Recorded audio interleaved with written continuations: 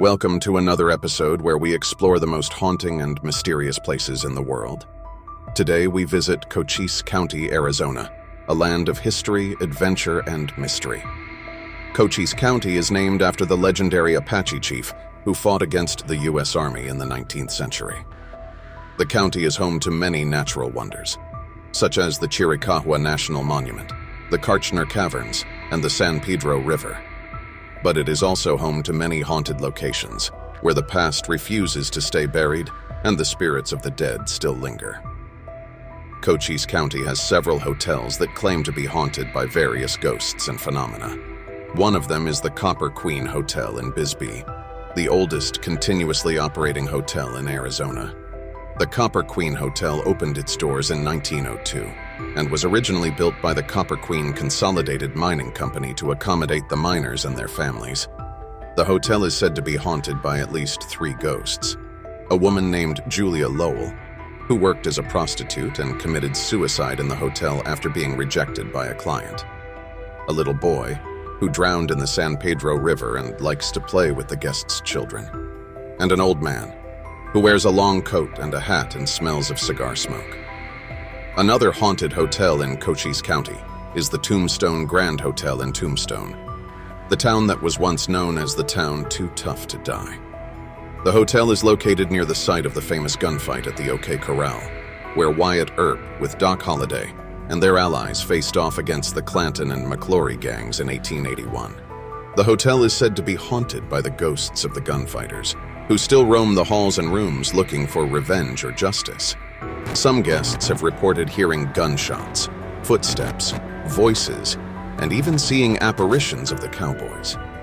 But perhaps the most haunted hotel in Cochise County is the Gadsden Hotel in Douglas, a historic landmark that has witnessed many events and legends and is said to be home to several ghosts. Are you ready to check in? Let's go. The Gadsden Hotel was first opened in 1907 as a luxurious destination for cattlemen, miners, and businessmen. It was named after James Gadsden, who negotiated the purchase of a large portion of land from Mexico in 1853, which included the area where Douglas is located. The hotel was designed by architect Henry Trost, who also built many other iconic buildings in the Southwest.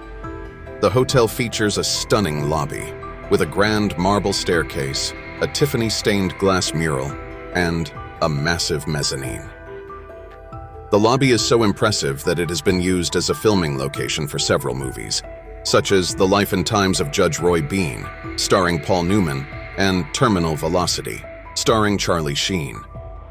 The hotel has also hosted many famous guests, such as Eleanor Roosevelt, John Wayne, and Harry Houdini. But perhaps the most notorious visitor was Pancho Villa, the Mexican revolutionary leader, who allegedly rode his horse up the marble staircase, leaving a chip on the 7th step. Some say that Pancho Villa's spirit still haunts the hotel, along with his horse, and that you can hear their hoofbeats and spurs in the night. But Pancho Villa is not the only ghost that roams the Gadsden Hotel. In fact, the hotel is considered to be one of the most haunted places in Arizona, and has been featured on several paranormal TV shows, such as Sightings and Ghost Adventures. The hotel has a long and tragic history, which may explain why so many spirits linger here. In 1929, a fire broke out in the basement and quickly spread throughout the building, destroying most of it. The hotel was rebuilt on the same site, using some of the original materials. But many believe that the fire also ignited the paranormal activity that plagues the hotel to this day. One of the most haunted rooms in the hotel is room 333, where a young boy named Billy fell out of the window and died. His ghost is said to be very playful and mischievous, and likes to turn the TV on and off, knock on the walls, and move objects around. Some guests have even reported seeing his apparition or feeling his cold touch. If you're brave enough to stay in room 333, you might get a chance to meet Billy, or maybe some of his ghostly friends. The hotel's bar and coffee shop are also hotspots for paranormal activity. The bar is decorated with branding irons from local ranches, and some of them belong to famous cowboys, such as John Wayne and Tom Mix. The spirits of these cowboys are said to frequent the bar, and sometimes join the patrons for a drink or a chat. The coffee shop, on the other hand, is haunted by the sounds of spoons clanging against mugs and voices conversing at empty tables.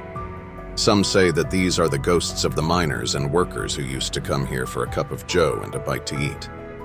The hotel's basement, where the fire started, is also a very creepy place to explore. The basement is a maze of tunnels and rooms, some of which are used for storage, and some of which are off limits to the public. The basement is said to be haunted by the ghosts of the fire victims, who died in the flames or suffocated from the smoke. Some of them are angry and vengeful, and will try to scare or harm anyone who ventures into their territory. Others are sad and lonely, and will try to communicate with the living, or ask for help. The basement is also rumored to be connected to a network of underground tunnels that run under the city, and were used for smuggling and other illegal activities. Some of these tunnels are still accessible, and may hide some dark secrets and surprises. One of these secrets is the legend of the lost Dutchman's gold mine, a hidden treasure that has eluded many seekers for decades. According to the legend, a German immigrant named Jacob Waltz discovered a rich gold vein in the Superstition Mountains, east of Phoenix, in the 1870s. He kept the location of his mine a secret, and only revealed some clues on his deathbed in 1891. Since then, many people have tried to find the mine, but none have succeeded. Some have even died or disappeared in the process. The legend says that the mine is protected by a curse, and that only the rightful heir of Waltz can claim it. Some believe that the Gadsden Hotel is somehow linked to the lost Dutchman's gold mine, and that the tunnels under the hotel may lead to it. They say that Waltz stayed at the hotel several times and that he hid some of his gold there. They also say that he left some clues in the hotel, such as a map, a diary, or a key, that could reveal the location of his mine. Some guests have reported finding strange objects or symbols in their rooms, or hearing whispers or riddles in the night. Some have even claimed to have seen Waltz himself, or his ghost, guiding them to his treasure. But the Gadsden Hotel is not only a place of horror, but also a place of history and culture. The hotel has a museum that displays artifacts and memorabilia from its past, such as photographs, newspapers, and personal items. The museum also tells the stories of some of the people who shaped the hotel and the region, such as James Gadsden, Henry Trost, and Pancho Villa. The hotel also hosts various events and activities throughout the year, such as concerts, art shows, and festivals. The hotel is a proud supporter of the local community and strives to preserve and promote its heritage and legacy. So, what do you think? Would you like to stay at the Gadsden Hotel and experience its history and hauntings for yourself? Or would you rather avoid the place and look for a more peaceful and relaxing place to stay? Let us know in the comments below, and don't forget to like and subscribe. Thanks for watching, and until next time, stay spooky.